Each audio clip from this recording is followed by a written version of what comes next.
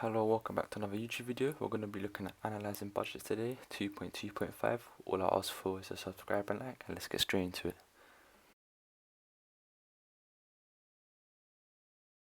So what is a variance? It's when a business performs worse or better than expected. And you calculate it by doing actual figure, take away budgeted figure. We'll go into that in a second. A favourable variance, a business performs better than expected. An adverse variance, a business performs worse than expected. Now let's look at an example here. So the income budget is £200,000, but the actual figure is 150,000.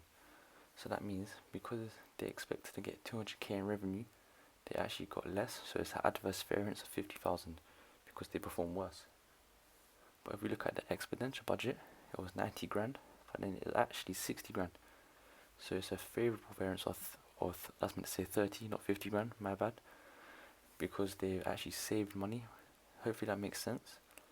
Then some internal factors causing variances include improving efficiency, which will make sure your costs are lower, underestimating the cost of making a change to its organization, changing the selling price of the products, and then some external factors could be competitors' behaviors, changes in the economy, and cost of raw materials. If cost of raw materials increase, that means you have higher cost and it'll affect the budget. From this slide, remember what a variance is, what a favourable and adverse variance is, all the factors affecting variances, and also understand how you calculate it. So like I'll go over that again with income budget. The revenue was supposed to be 200k, but it was actually 150k, so they performed worse than expected. That's why it's adverse variance of 50 grand.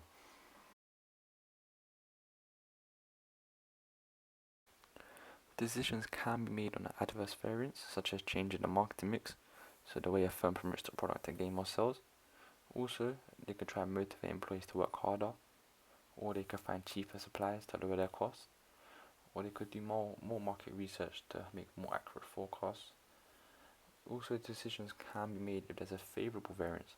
The business may need to set more ambitious and harder targets. Also, if the favourable variance was a result of increased productivity in one part of the firm can try to get everyone else doing whatever was responsible for that improvement, so there's more productivity throughout the whole firm. A favourable variance could be caused by more sales than expected, which means the firm may need to increase production and employ more staff. From this slide, I would say just remember 2 or 3 points from each section, and that's all you need to do.